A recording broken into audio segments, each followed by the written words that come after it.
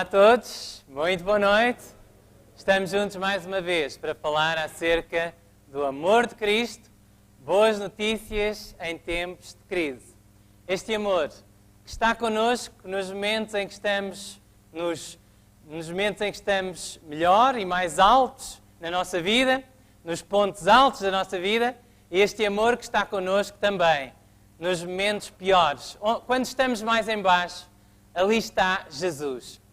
Hoje tenho um assunto para falar convosco tão importante que eu quero pedir a ajuda de Deus e eu convido-vos a inclinarem as vossas cabeças e a acompanharem-me numa simples prece.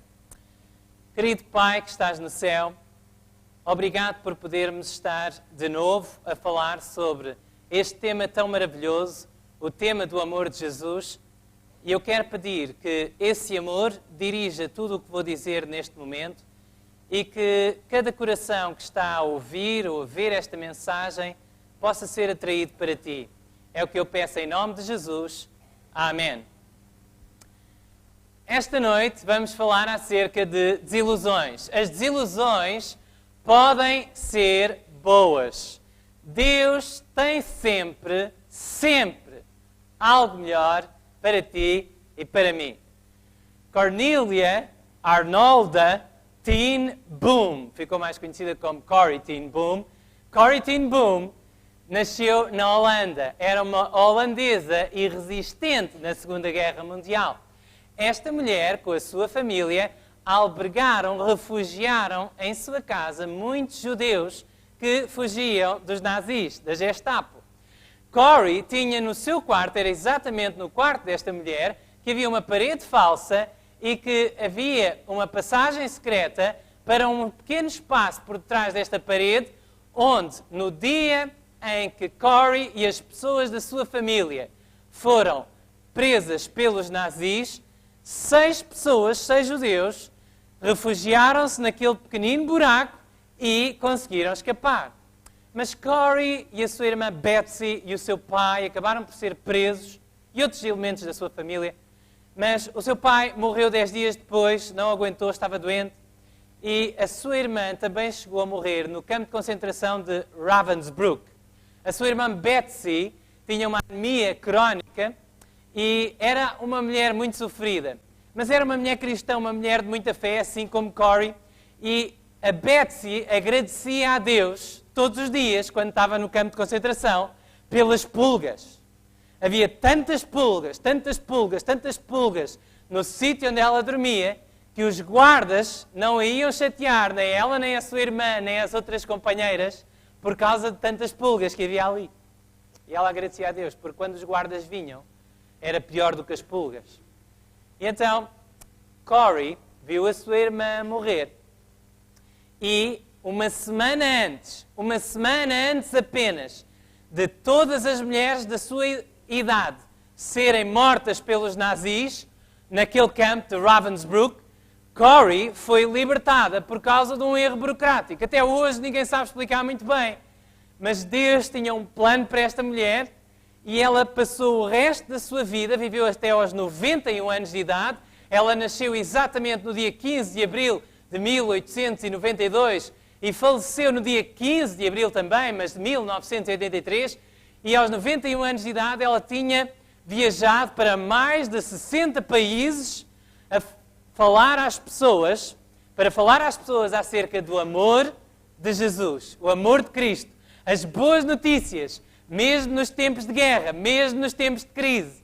Deus perdoa-nos, Deus ama-nos, Deus tem algo melhor para nós. E quando a guerra acabou, ela foi até à própria Alemanha, foi até perto das pessoas que a tinham maltratado, falar acerca do perdão de Deus.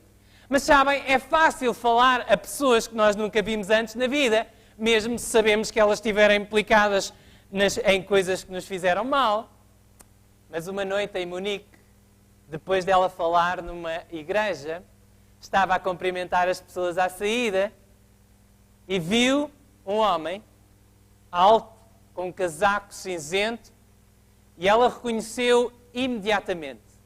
Assim que ela viu aquela cara, ela sabia que era um dos guardas mais cruéis, mais terríveis que tinha trabalhado em Ravensbrück, no tempo em que ela estava lá, e assim que ela ouviu, imagens de recordações começaram a passar na sua mente, em alta velocidade. Ela lembrou o dia em que ela chegou ao campo de Ravensbrück, lembrou que ela e a sua irmã estavam completamente nuas, mais um monte de mulheres. No meio da sala estava uma pilha enorme de roupa e de calçado e de todos os seus pertences. Ela teve de desfilar nua diante daquele guarda. Ela lembrou-se da vergonha que sentiu. E nesse momento o homem abriu espaço para chegar até ao pé dela e disse: Dona Corrie, você falou do campo de Ravensbrück e eu fui guarda nesse campo. Ele não se lembrava dela. E ela disse-lhe, e ele disse: eu fui guarda nesse campo. Olha, eu sei que fiz coisas muito más, horríveis, mas eu também sei uma coisa: desde que a guerra acabou, eu tornei-me cristão. Eu sei que Deus me perdoou. E agora, ouça, era muito importante para mim, era muito especial para mim, que você também me dissesse que me perdoa. E Corrie, naquele momento, congelou. E não conseguia fazer nada. Durante alguns momentos ficou paralisada e lembrava-se apenas da morte da sua irmã. E perguntava: será que com um aperto de mão eu posso apagar a memória da minha irmã? Eu sei o quanto ela sofreu e este homem cruel que nos fez tanto mal, agora estende-me a mão a pedir o meu perdão. E ela lembrou-se também daquilo que ela andava a ensinar em todo o mundo. Que Jesus disse que Deus nos perdoa se nós perdoarmos também. E ela disse: querido Jesus, sei que o perdão é mais do que sentimentos. Por isso, olha, eu vou tentar e eu vou conseguir, com a tua ajuda, estender o braço. É a única coisa que eu vou fazer. Dá-me tu os sentimentos, porque eu não sinto nada por este homem. Só sinto desprezo e revolta e raiva no meu coração, mas por favor, faz alguma coisa. E Corrie estendeu-se a sua mão. E ela diz que apertou a mão deste homem. E quando apertou a mão deste homem, algo estranho aconteceu. Algo no seu coração aconteceu. Algo no seu corpo aconteceu. Ela sentiu algo estranho acontecer. E ela disse depois, durante um longo momento, nós apertámos a mão um do outro. O antigo guarda e a antiga prisioneira. Ela disse: eu perdoo, irmão. Eu perdoo. Eu perdoo todo o meu coração. Mesmo não o sentindo, ela disse, e Deus fez algo no seu coração. Deus ajudou a perdoar. E em seguida de escrever estas palavras, ela escreveu: eu nunca conheci o amor de Deus de forma tão intensa como naquele momento. Se Corrie não tivesse sido presa, não tivesse sofrido o que sofreu naquele campo de concentração, se Corrie não tivesse visto a sua irmã morrer, se Corrie não tivesse sido maltratada por este homem e por muitos outros, ela nunca poderia ter experimentado o amor de Deus, a profundidade do amor de Deus, porque o amor de Deus é assim. Ele perdoa aqueles que são indignos, como eu, e como tu, e como tu, e como cada um de nós. Deus perdoa-nos, mesmo sendo nós tão indignos. Deus ofereceu o seu Filho por nós, para morrer naquela cruz, e esta mulher conheceu esse amor como ninguém. Naquele momento, ela sentiu esse amor de uma forma tão intensa. Ela pôde escrever depois, não só livros, mas muitas letras de hinos cristãos, de canções cristãs, que milhares e milhões de pessoas, milhares e milhões de cristãos, eu sou um deles, cantam hoje em dia, que inspira a nossa fé. Ela sabia, ela conhecia, ela escreveu palavras que tocam o nosso coração, porque ela conhecia o amor de Deus, a grandeza desse amor. As maiores desilusões da sua vida, os momentos mais escuros da sua vida, tornaram-se na maior luz da sua vida. Estás a passar por algum momento escuro na tua vida? Estás a passar por algum momento difícil? Estás a chorar à noite quando te vais deitar? Não consegues ver esperança? Não consegues ver um amanhã melhor? Deus tem algo melhor para ti. Os piores momentos da vida de alguém que ama a Jesus tornar-se-ão os melhores. Porque isso foi o que aconteceu na vida de Jesus. A Bíblia ensina que o cristianismo é uma religião fundada sobre uma grande desilusão. Todos os seguidores de Cristo, no primeiro século, antes de ele ter morrido na cruz, estavam à espera de um Messias forte e poderoso que os viesse libertar dos soldados romanos. Os judeus ansiavam um Messias político e militar. Mas como Jesus era um homem humilde, como ele veio para os libertar do pecado e para nos libertar do pecado, e não para nos dar riquezas e ouro e apenas coisas boas nesta terra, então eles ficaram tremendamente desiludidos. Quando Jesus morreu na cruz, as esperanças dos seus discípulos foram crucificadas com Cristo. Quando Jesus morreu na cruz, naquela sexta-feira escura, naquele momento tão difícil, os discípulos sentiram-se completamente vazios, o seu coração partiu-se aos pedaços. Diz-nos que no domingo da ressurreição, no primeiro dia da semana, quando Jesus ressuscitou, os discípulos não sabiam ainda que ele tinha ressuscitado. E nesse mesmo dia iam 2 dos discípulos para uma aldeia chamada Emaús, a cerca de 11 quilómetros de Jerusalém. Lucas, no capítulo 24, conta-nos esta história. Pelo caminho, conversavam a respeito de tudo o que sucedera. A sua maior esperança, cravada numa cruz. No meio da conversa, Jesus aproximou-se e pôs a caminho com eles. Mas os seus olhos estavam incapazes de o reconhecer. Tanta tristeza, tanto sofrimento. Não conseguiam ver Jesus. Jesus perguntou-lhes: o que é que vão a discutir pelo caminho? Eles pararam, com um ar muito triste. Um deles, que se chamava Cleófas, Jesus não tinha apenas, neste momento, 11 discípulos vivos, havia muitos seguidores de Cristo, ele escolheu 12, um tinha-se enforcado na noite em que traiu Jesus, Judas, restavam os 11, mas muitos outros eram discípulos de Jesus, além dos 11. Um deles era Cleófas e respondeu: serás tu o único visitante que não sabe o que se passou em Jerusalém nestes últimos dias? E ele: mas o que aconteceu? Perguntou Jesus. E eles responderam: aquilo que se passou com Jesus de Nazaré, que era um profeta poderoso em obras e palavras diante de Deus e de toda a gente.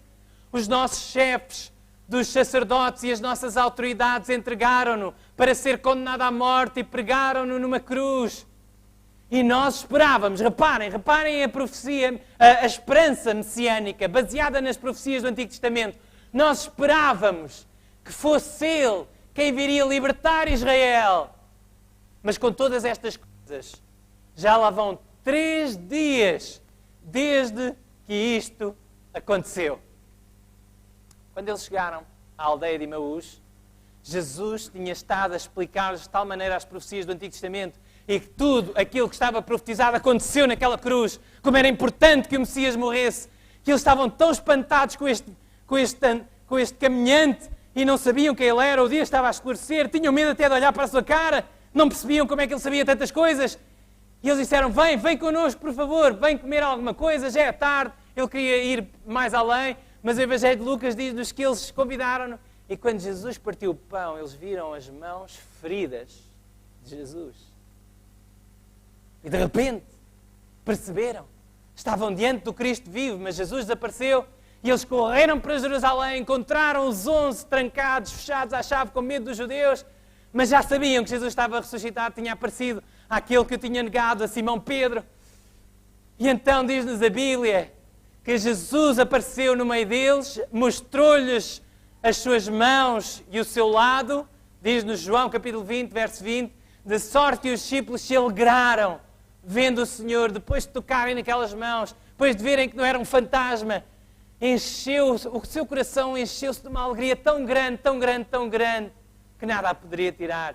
Diz-nos a Bíblia que Jesus apareceu durante 40 dias aos seus discípulos e que numa ocasião foi visto, diz o apóstolo Paulo em 1 Coríntios 15, verso 6, depois foi visto uma vez por mais de 500 irmãos, dos quais vive ainda a maior parte, mas alguns já dormem também. Há pessoas que duvidam muito da história da ressurreição, acham que Jesus foi um bom homem, mas ressuscitar, não me parece. Como é que um grupo de discípulos desmoralizados, desencorajados, tinham visto as suas esperanças a serem cravadas numa cruz, conseguiram levar o Evangelho ao mundo inteiro? Como é que eles conseguiram fundar uma religião destas? Como é que eles conseguiram dar a sua vida? Vocês estariam dispostos a morrer por uma mentira? Eles estiveram dispostos a morrer mortos à espada, crucificados cabeça para baixo, lançados dentro de caldeirões de azeite a ferver. Porque eles tinham visto Jesus.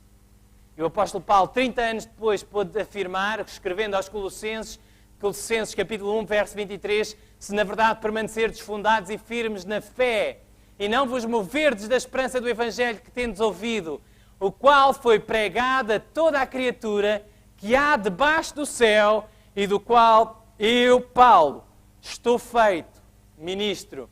O apóstolo Paulo disse, nós pregámos o Evangelho em todo o sítio, em toda a criatura debaixo do céu. Ele não sabia que havia mais sítios ainda, com muita população, mas eles pregaram o Evangelho em todo o Império Romano e em todo o mundo que eles conheciam, porque tinham esta esperança, esta certeza, tinham visto Jesus.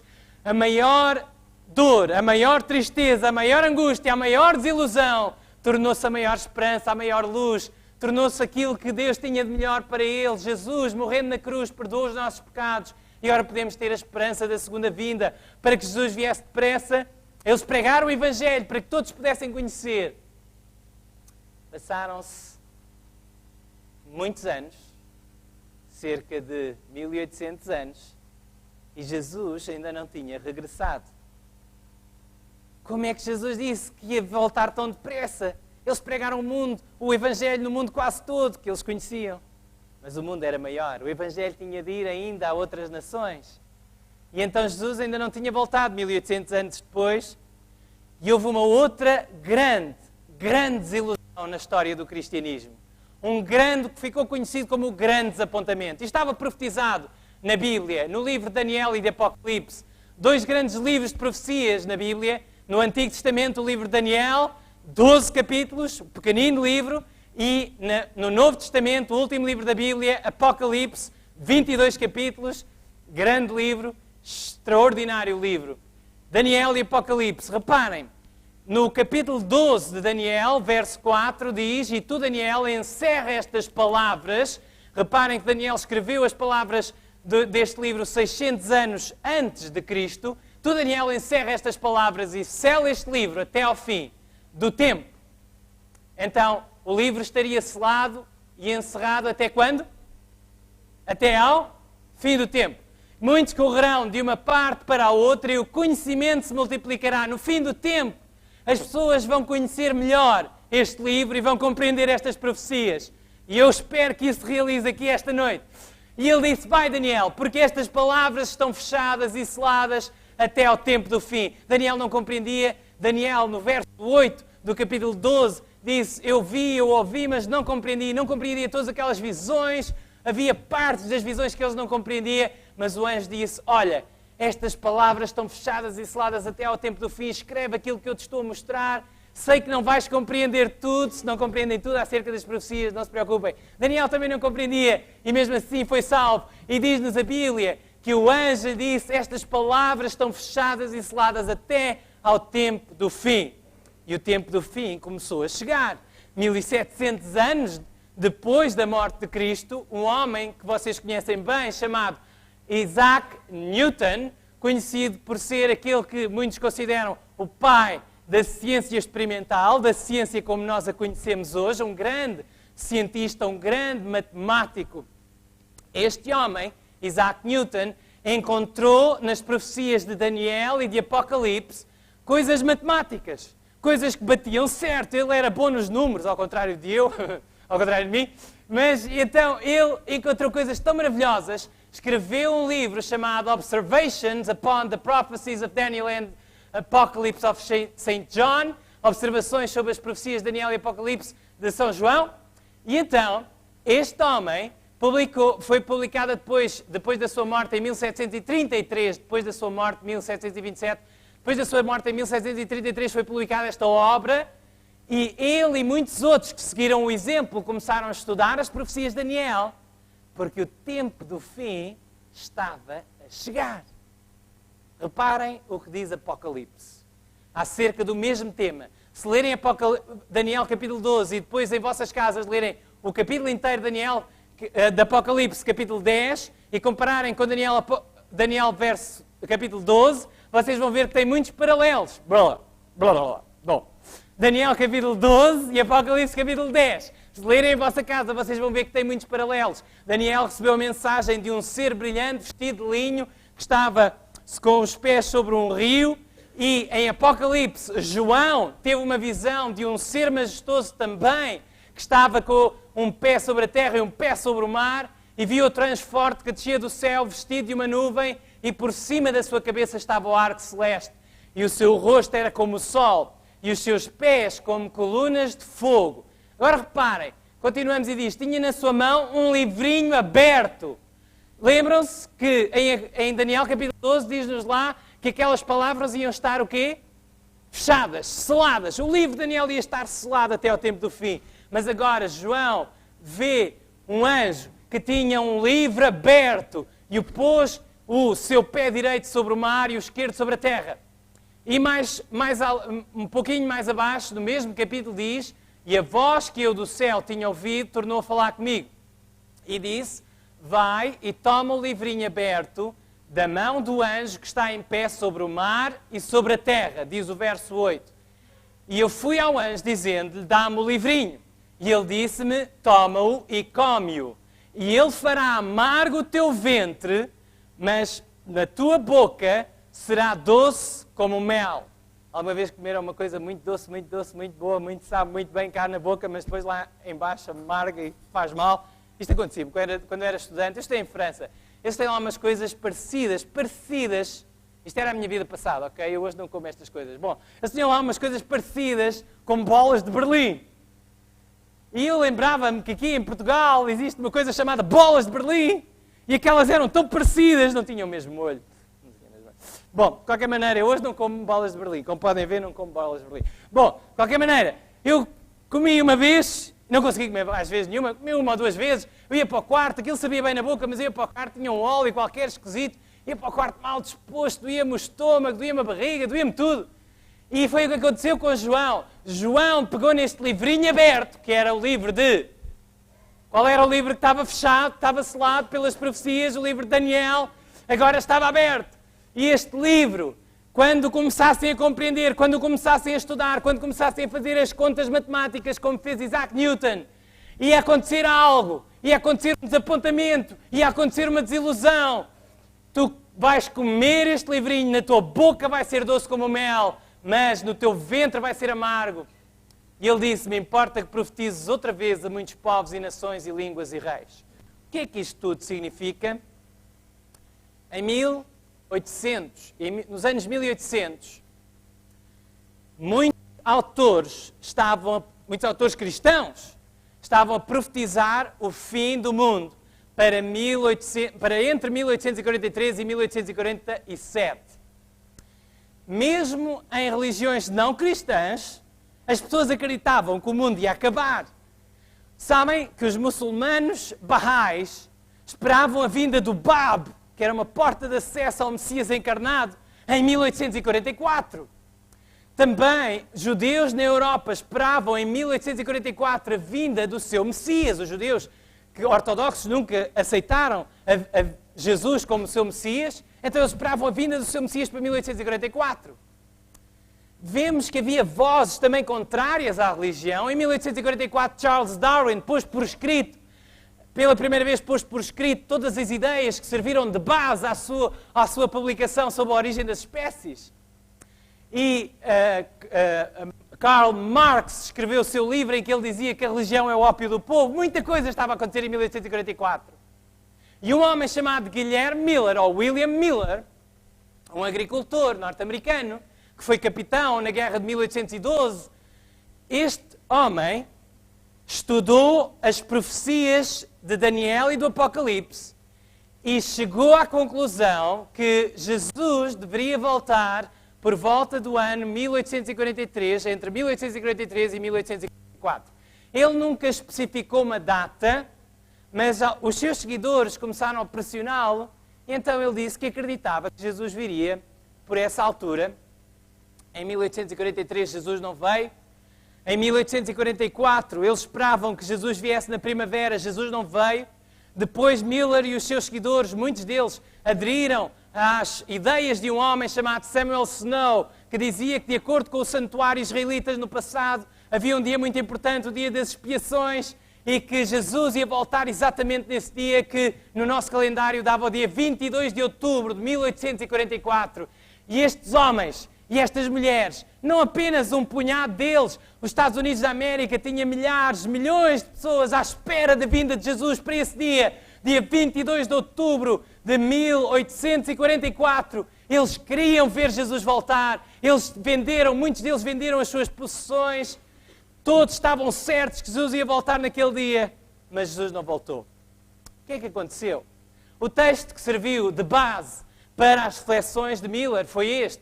E ele me disse, Daniel, está escrito em Daniel, capítulo 8, verso 14, e ele me disse, até 2300 tardes e manhãs, e o santuário será purificado. Esta profecia, podemos compreendê-la quando estudamos a profecia do capítulo 9 de Daniel, a profecia das 70 semanas proféticas, que nós estudamos na nossa 6ª palestra. Para aqueles que estiveram aqui e que se lembram, ótimo. Para quem não esteve aqui, eu vou fazer um pequeno resumo. Em profecia, nós vimos na 6ª palestra, em profecia, a Bíblia ensina-nos que cada dia diz o quê? Um ano, não é? Está escrito em Números 14:34 e Ezequiel 4:6. Em profecia, um dia simboliza um ano. Então, 70 semanas são iguais a 490 dias, simbolizam quantos anos? 490 anos.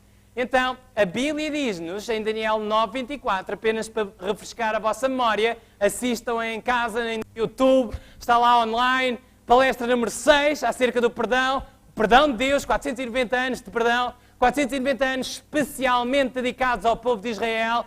70 semanas, disse o anjo, estão determinadas, shatak, quer dizer separadas, sobre ou para o teu povo. Destes 2300 anos, 70 semanas, 490 anos, 70 semanas proféticas, 490 anos, aplicam-se especialmente ao povo judeu. Sabe e entende, ele diz quando é que começaria este período. Desde a saída da ordem para restaurar e para edificar Jerusalém. E o livro de Esdras diz-nos que esta ordem saiu exatamente no outono do ano 457 antes de Cristo. E então, se nós fizermos aquilo que a profecia diz e separarmos os primeiros 490 anos destes 2300 anos, então ficam a sobrar 1810 anos. Se nós somarmos estes 1810 anos, vamos ter exatamente ao ano de 1844. Vamos dizer isto de uma forma gráfica. Reparem, a profecia em Daniel 8, verso 14, dizia até 2300 tardes e manhãs e o santuário será purificado. As primeiras 70 semanas, ou os primeiros 490 anos, referiam-se especialmente ao povo judeu. As primeiras 7 semanas referiam-se à reconstrução do templo em Jerusalém. Depois, mais 62 semanas, viríamos até ao ano 27 da nossa era em que Jesus foi batizado. A profecia dizia até ao Messias, o príncipe, que significa o ungido. Jesus foi ungido pelo Espírito Santo no seu batismo. E então inauguraria a última semana. Na metade da semana, dizia a profecia, será tirado o Messias, seria morto, morreu na cruz do Calvário. Mas ainda, durante os seguintes 3 anos e meio, o Evangelho foi pregado especificamente à nação judaica, até que no ano 34 depois de Cristo, no outono deste ano, apedrejaram Estevão. Nós vimos o cumprimento dessa profecia em Atos. Diz-nos que apedrejaram Estevão, que perdoou às pessoas que o estavam a apedrejar e depois perseguiram a igreja cristã, e o Evangelho foi pregado depois, começou a ser pregado em outras nações, foi a todo o mundo, e a profecia batia exatamente certa nos primeiros 490 anos, porque não o resto. O anjo Gabriel disse a Daniel, no capítulo 9, eu vou ajudar-te a compreender este sentido desta profecia que tu não compreendeste no capítulo 8, vou ajudar-te a compreender a profecia das 2300 tardes e manhãs, os primeiros 490 anos, as primeiras 70 semanas proféticas referem-se ao povo de Israel, e o resto viria a 1844. Porquê é que Jesus não voltou? Reparem, não foi só Guilherme Miller, ele não era um homem diferente de muitos outros comentadores, ele nem sequer era um grande teólogo, ele leu a Bíblia, acreditou na Bíblia, e havia muitas outras pessoas mais inteligentes, mais versadas do que ele, a ler e a estudar. E entre 1800 e 1844, mais de 65 comentadores bíblicos afirmaram que a profecia dos 2300 anos teria o seu fim entre 1843 e 1847. Porquê é que Jesus não voltou? Grande desilusão, grande desapontamento. Porquê é que Jesus não voltou naquela data? A profecia dizia que o santuário seria purificado. Várias lições podemos tirar deste episódio, desta grande desilusão. Deus tinha algo melhor para os crentes cristãos naquela altura, como tem para nós. Reparem, diz-nos a Bíblia que Jesus disse e ensinou aos seus discípulos, exatamente na semana em que Jesus estava a despedir-se deles, iria morrer na cruz no final dessa semana. Jesus disse, em Mateus 24, verso 36, temos as palavras: mas daquele dia e hora ninguém sabe, nem os anjos do céu, nem o Filho, mas unicamente meu Pai. Jesus era divino e humano. Como ser humano, ele dependia de Deus para que Deus lhe revelasse as coisas que ele dizia profeticamente. E Deus não lhe disse a data do seu regresso. Isso não ia ser benéfico para os discípulos. Se os discípulos soubessem que Jesus viria dentro de 1000 anos, eles iam dizer, não me vou preocupar, vou morrer e só depois é que Jesus vem. Se eles soubessem que Jesus ia vir dentro de uma semana, eles vendiam tudo, deixavam de ser responsáveis na sua vida. E então, Deus ocultou essa data e até hoje estas palavras permanecem verdadeiras e fiéis. Daquele dia e hora, ninguém sabe, só Deus é que sabe quando é que Jesus vai voltar. Então, não é bom marcar datas para o regresso de Jesus. Mas a profecia dizia até 2200 tardes e manhãs e o santuário será purificado. O que é, ou o que era o santuário? No antigo Israel, se vocês forem a Israel hoje, no Parque Timna, podem ver uma réplica da tenda que era o santuário. E nesta tenda, se alguém aqui que não tem dinheiro para fazer uma excursão até Israel, vamos fazer uma pequena viagem guiada ao santuário, ao tabernáculo israelita do Antigo Testamento.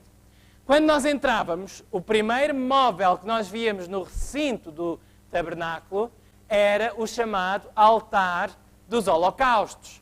Reparem como tudo apontava para Jesus. Aqui eram sacrificados animais inocentes, vítimas inocentes, no lugar dos pecadores. Quando um israelita fazia algo de errado, dizia uma mentira, ele tinha, pela lei, de pegar num cordeiro, sacrificar esse cordeiro, aqui à porta do santuário, ele cortava a garganta do cordeiro, confessava os seus pecados, punha as suas mãos na cabeça do cordeiro, confessava os seus pecados, e então a sua culpa, simbolicamente, transferia-se para o cordeiro. Quem é que João Batista disse que é o Cordeiro de Deus? Ele olhou para Jesus e disse, eis o Cordeiro de Deus que tira o pecado do mundo. E então aqui, no altar dos holocaustos, o cordeiro era queimado. Este altar simboliza a cruz. Este altar simboliza a morte de Jesus. A primeira coisa que nós precisamos de ouvir quando nos aproximamos de Deus, que Jesus morreu por nós e perdoa os nossos pecados. Em seguida, ainda no pátio, havia uma bacia para que os sacerdotes se lavassem antes de entrar no lugar santo. E então, essa bacia simbolizava também, Jesus disse, a quem crê em mim, rios de água viva fluirão no seu interior. Mas também podemos ver aqui uma profecia do batismo de Jesus e do batismo dos crentes. Jesus disse, quem crer e for batizado será salvo. As águas do batismo purificam-nos dos nossos pecados. E entramos na tenda. Aqui está o altar dos holocaustos. Entramos na tenda, e na tenda o que havia era 3 móveis no lugar santo, um véu de separação e depois um móvel no lugar santíssimo. Havia uma mesa com pães, a chamada mesa dos pães da proposição. Jesus disse, eu sou o pão da vida. Havia um altar de incenso, símbolo da intercessão de Jesus. O Apocalipse diz-nos que este altar simbolizava a intercessão por nós. A Bíblia diz que Jesus está sempre a interceder no céu por cada pecador. E havia um candelabro. a mesa dos pães da proposição, Jesus é o pão da vida, o altar da queima do incenso, Jesus está a interceder por nós, o candelabro, Jesus disse, eu sou a luz do mundo, este candelabro era alimentado pelo azeite, um símbolo do Espírito Santo, e através do Espírito Santo Jesus está hoje nos seus filhos, nos seus seguidores, e no lugar santíssimo. Tínhamos o móvel mais sagrado e mais santo de todo o santuário, a arca, chamada a Arca da Aliança, que tinha dentro a lei dos 10 mandamentos e onde, por cima dos querubins, aparecia a glória de Deus, quando ele falava com Moisés ou quando se revelava, quando o sumo sacerdote entrava no lugar santíssimo uma vez por ano. Reparem que, se víssemos de cima, este santuário, também na disposição dos móveis, era uma profecia de Jesus e da sua cruz. E a Bíblia diz, em Êxodo 25, verso 8, Deus disse a Moisés, e me farão um santuário e habitarei no meio deles. E a Bíblia diz também, no Evangelho de João, capítulo 1, verso 14, tudo neste santuário apontava para Jesus, e o Verbo se fez carne e habitou, e a palavra no grego é exatamente skenou, que diz, armou a sua tenda, o santuário era uma tenda, apontava para Jesus, e o apóstolo João escreveu que ele armou a sua tenda entre nós, vimos a sua glória como a glória do unigênito do Pai, cheio de graça e cheio de verdade. Ok. Deixem-me respirar um bocadinho. Alguém ainda está acordado aqui nesta sala? Quem está lá em casa? Já adormeceu à frente do computador? Hello? Boa noite. Estamos a ver coisas muito importantes, mas são um bocado teóricas às vezes, eu peço desculpa, mas é assim. E digo-vos uma coisa, estou longe de estar apto e digno e à altura de falar de temas tão elevados, espero que me estejam a acompanhar, podem ver a gravação depois. E vocês aqui, estão bem? Respirem fundo. Ainda não acabou, ok? Estão prontos? Posso continuar? Pode ser? Ok, agora reparem. Todo este sistema de sacrifícios, naquele santuário era oferecido um cordeiro todas as manhãs e todas as tardes, além dos outros sacrifícios que os pecadores traziam.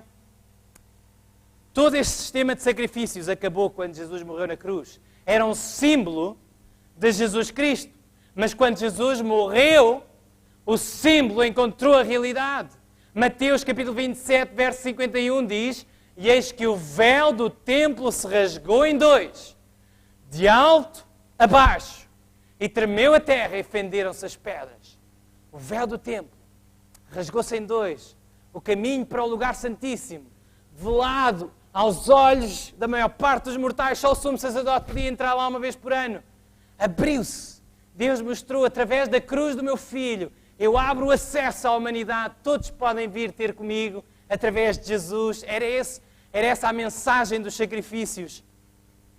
Agora, se o santuário já não existia na Terra em 1844, a que é que a profecia se referia quando dizia até 2300 tardes e manhãs e o santuário será purificado? A que é que se referia?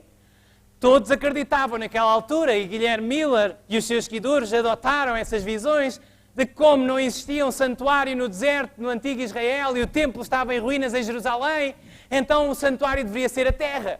Purificado, quer dizer purificado com o fogo, porque a Bíblia diz em várias profecias, quando Jesus voltar vai purificar a terra com fogo. Então eles pensavam, bom, deve ser isso. Em 1844 Jesus volta, purifica a terra com fogo, o santuário é a terra, mas não. O santuário terrestre era um símbolo de uma realidade celeste. Reparem o que diz, vamos ler outra vez este texto de Êxodo 25, verso 8 e 9. Deus disse a Moisés, edifiquem-me um santuário para que eu habite no meio deles. E nesta versão da Bíblia para Todos está tão bem traduzido, reparem. Mas, deverão fazer esse santuário, deverão fazê-lo de acordo com o modelo que te vou mostrar. E a Bíblia diz-nos o que é que Deus mostrou a Moisés, qual foi o modelo. A Bíblia diz-nos.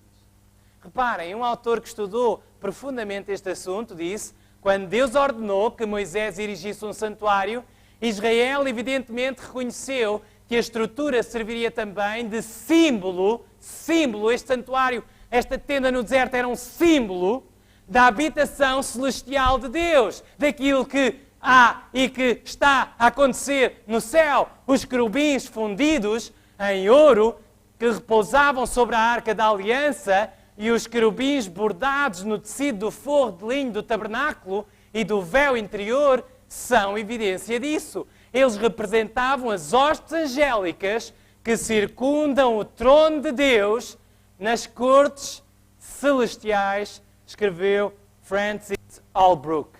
E a Bíblia confirma que Jesus entrou num santuário no céu, que o santuário da terra era um símbolo do santuário no céu, que o chefe dos sacerdotes na terra era um símbolo de Jesus que entrou no céu para interceder por ti e por mim, que somos pecadores e que precisamos de alguém para comparecer diante de Deus por nós. Ora, a suma do que temos dito, escreveu o autor da Epístola aos Hebreus, capítulo 8, verso 1, ora, a suma do que temos dito é que temos um sumo sacerdote tal, chefe dos sacerdotes, sumo sacerdote, primeiro sacerdote tal, que está sentado nos céus à destra do trono da majestade, ministro do santuário e do verdadeiro tabernáculo, o qual o Senhor fundou e não o homem. Quem é que fundou este tabernáculo? Quem é que fez este santuário no céu? Deus. Deus fundou este tabernáculo. Deus fundou este santuário. No santuário terrestre haviam dois serviços principais. O serviço diário e o serviço anual. Diariamente eram oferecidos cordeiros, um de manhã e outro à tarde.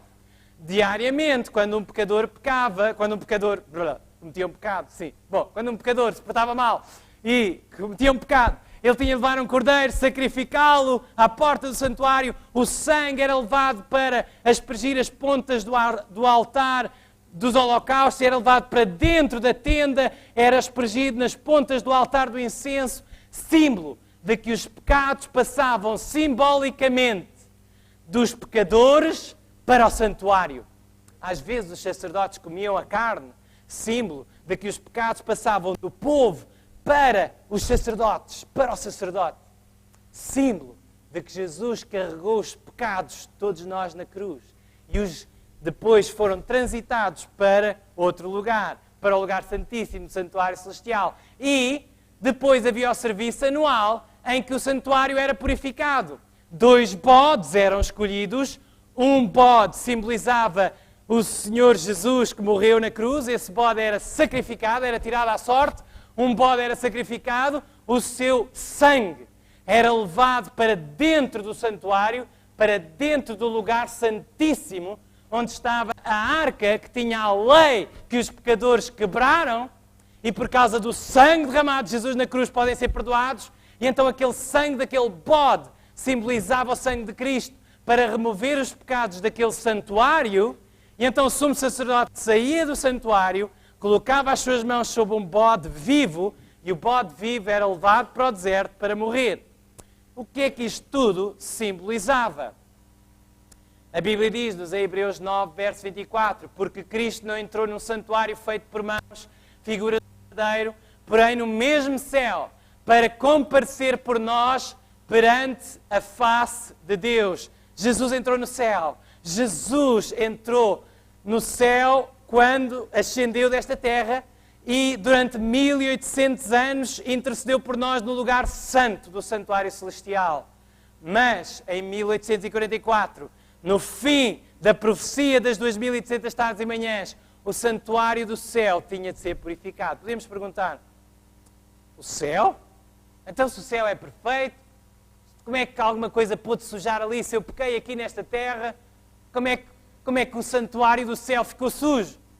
Bom, o santuário do céu tem os registros dos teus pecados e dos meus pecados, é o que a Bíblia ensina.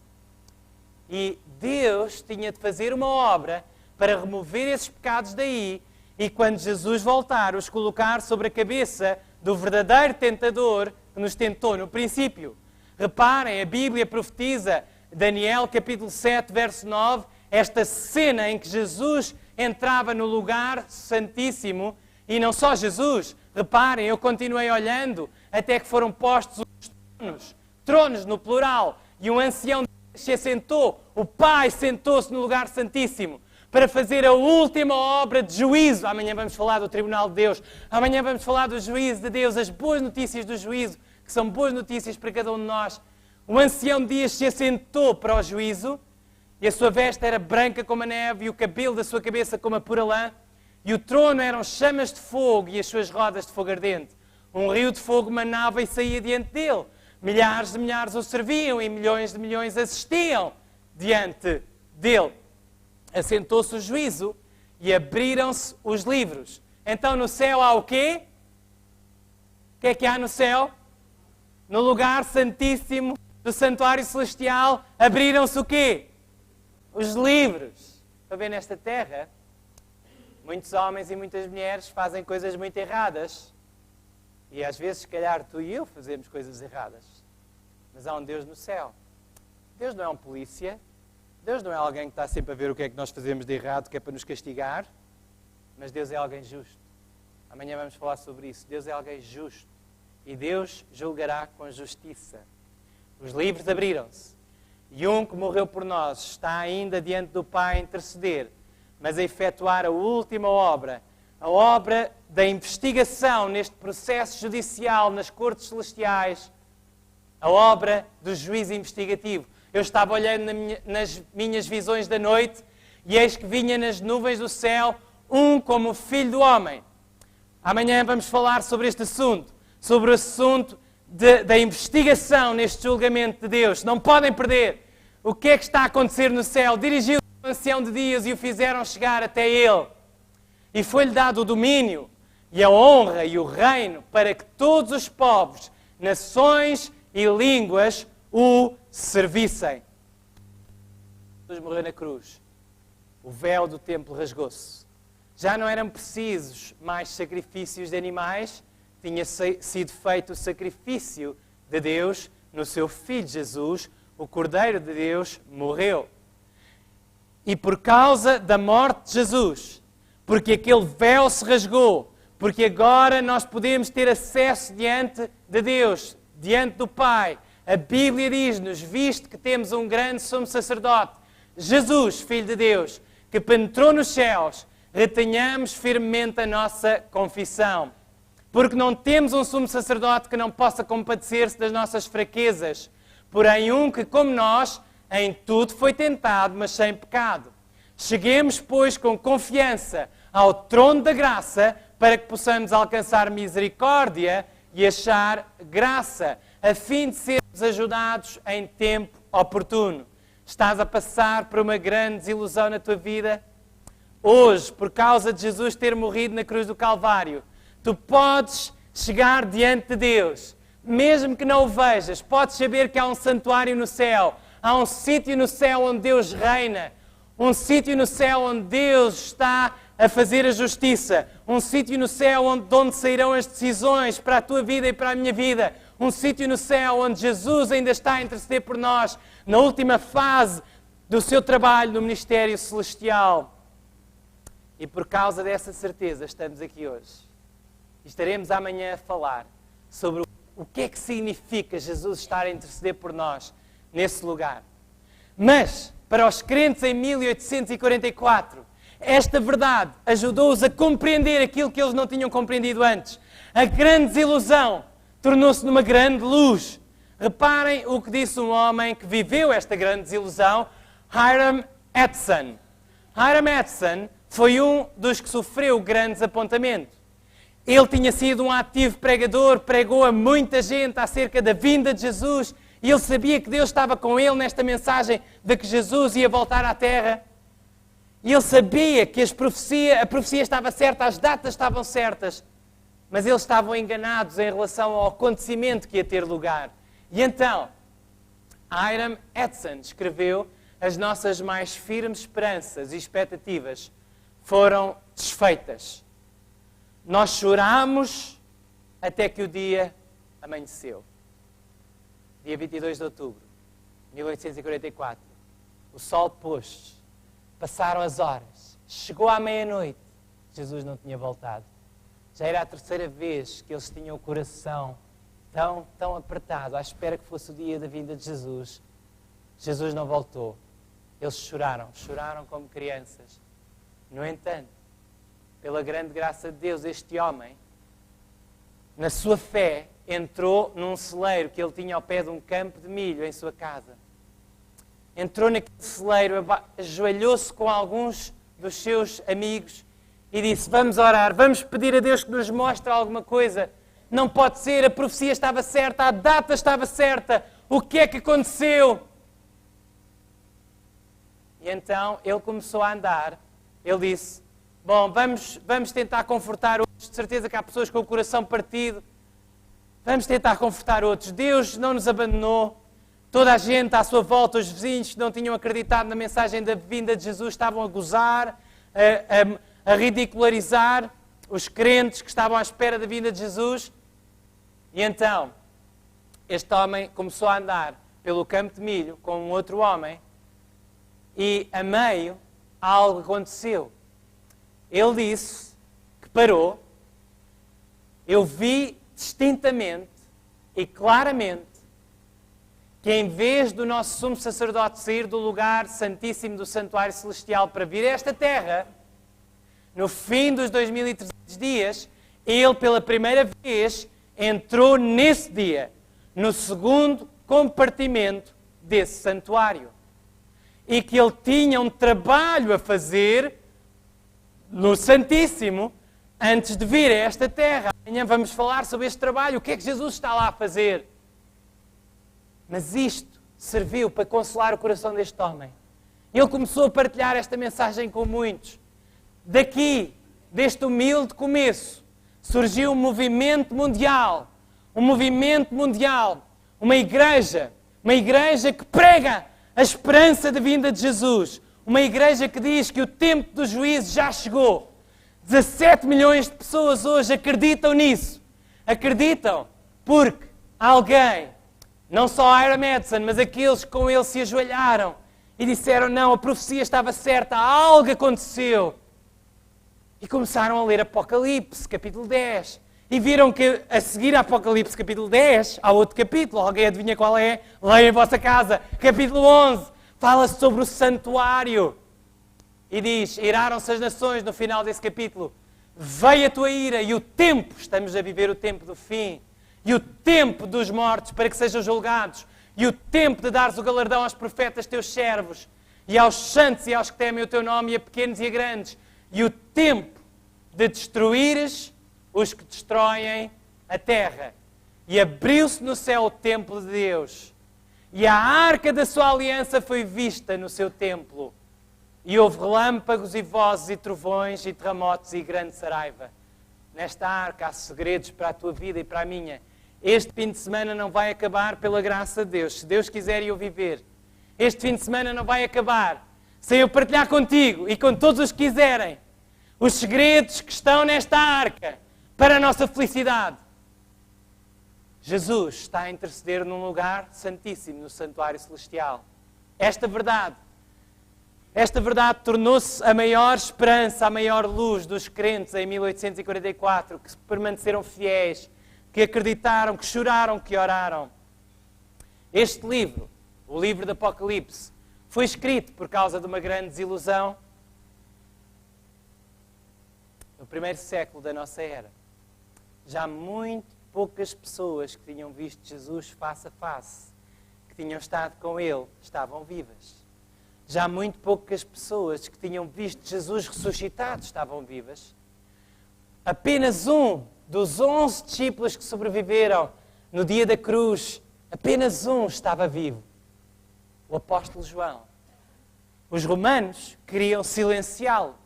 Colocaram-no dentro de um caldeirão de azeite a ferver, para calar a sua voz, para que ele não falasse mais em Jesus e na vinda de Jesus, para que ele não dissesse mais que Jesus é Deus e o Senhor e que vem para julgar a terra. E então exilaram-no para uma ilha, eu tirei esta foto na ilha de Patmos. Exilaram-no para uma ilha chamada Patmos, uma ilha que é quase uma rocha, não é muito grande aquela ilha, uma ilha rochosa no mar Egeu, e ele ali ficou isolado, preso naquela ilha. Grande desilusão, longe das pessoas que ele amava, das igrejas a quem ele pregava de Jesus. Grande desilusão, grande desapontamento para João. E ali sozinho, com mais de 90 anos de idade, tendo vivido as glórias e as alegrias da sua vida quando tinha 20, 30 anos e viu Jesus e foi discípulo de Jesus, esteve com ele face a face 3 anos e meio. Depois viu ressuscitado. Essa era a sua maior esperança, era ver Jesus outra vez. Naquela ilha, Jesus apareceu a João. Na sua grande desilusão, na sua grande dor, no seu grande desapontamento, ele teve o encontro com Jesus. Esta noite, mesmo que não compreendas tudo acerca da profecia dos 2300 anos, Deus está aqui. Jesus está aqui. Ele quer ter um encontro contigo. Seja qual for a desilusão que estejas a viver na tua vida, Jesus tem algo melhor para ti. Por acaso foi diagnosticada uma doença mortal, crónica? Deus tem algo melhor para ti. Confia. Por acaso a tua família está a passar por momentos financeiros terríveis? Deus tem algo melhor para ti. Confia.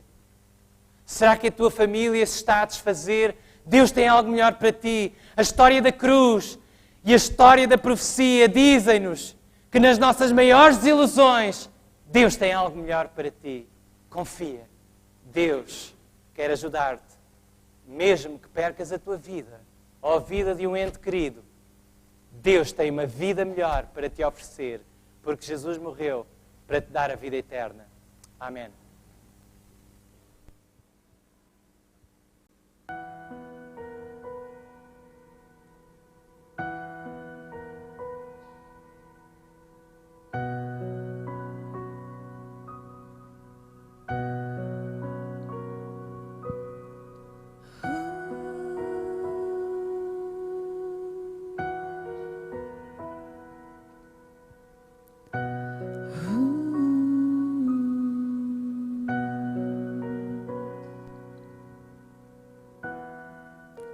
Sonho com o dia em que a dor não existirá.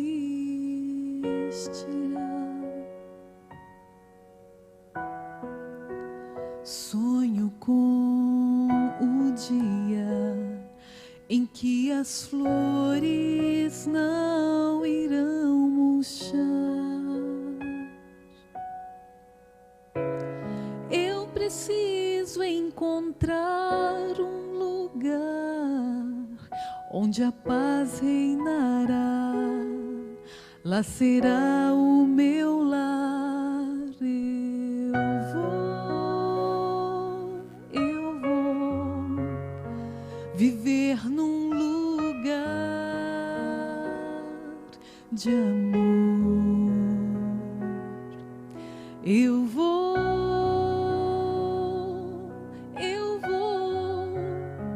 viver com Jesus,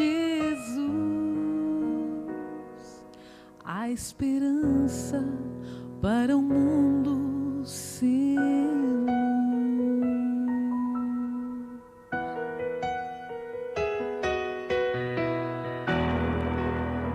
Vou rever amigos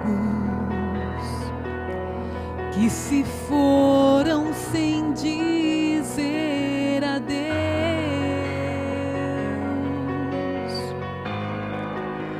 Terei então a chance de abraçar o meu Salvador.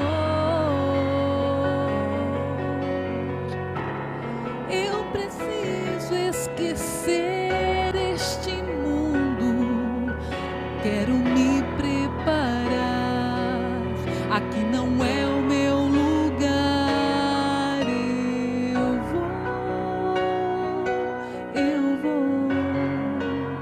Viver num lugar de amor. Eu vou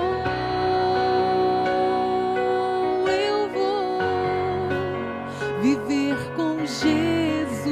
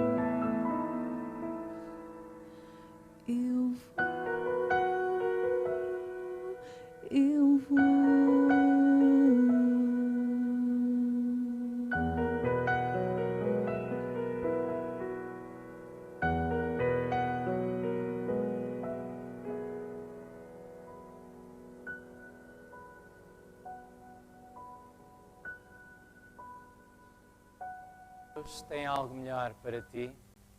Todas as tristezas, angústias e dificuldades que tu e eu passamos nesta terra não são para comparar com aquilo que Deus está a preparar para nós. A mensagem da breve vinda de Jesus não é uma utopia, não é um mito, é uma realidade. E onde quer que alguém diz que Jesus vai voltar, o Espírito Santo dá força a essa mensagem e toca o coração das pessoas. Jesus vai voltar. Em 1844 ele não voltou, porque tinha ainda uma obra de misericórdia e de juízo a fazer no lugar santíssimo do Santuário Celestial. Ele hoje está a olhar para ti que estás nesta reunião, aqui neste auditório, para ti que estás a assistir lá em casa. Ele pede que lhe dês a tua confiança, a tua fé. Estás a passar por algo difícil. Eu tenho algo melhor para ti, é o que te diz Jesus. Vamos levantar-nos para aqueles que o desejarem fazer. Vamos dizer, Senhor, eu confio em ti. Aconteça o que acontecer, aconteça o que acontecer na minha vida pessoal, na minha família, no meu trabalho. Aconteça o que acontecer na minha saúde. Aconteça o que acontecer na minha família. Eu confio em ti, Senhor Jesus. Nas grandes desilusões do passado, tu ensinaste ao teu povo a olhar para cima com esperança. E eu quero pedir que ajudes cada um daqueles que está esta noite a ouvir ou a assistir a esta mensagem, a cada um daqueles que está a ouvir estas palavras ou a assistir na linguagem gestual, que todos possam olhar para ti e ter esperança. Se estão a passar por um vale escuro e frio e sombrio, por uma sexta-feira escura, se a sua cruz é difícil de levar, ajuda-os a olharem para ti. Que os teus sofrimentos e o teu perdão lhes possam dar coragem e que a tua breve vinda se torne a sua maior esperança. É o que eu peço, em nome de Jesus. Amém. Podem sentar-se. Amanhã vamos falar acerca de um tribunal justo. Existe um tribunal justo e temos lá um advogado que é o nosso melhor amigo. Que Deus vos abençoe, que vos dê uma boa noite.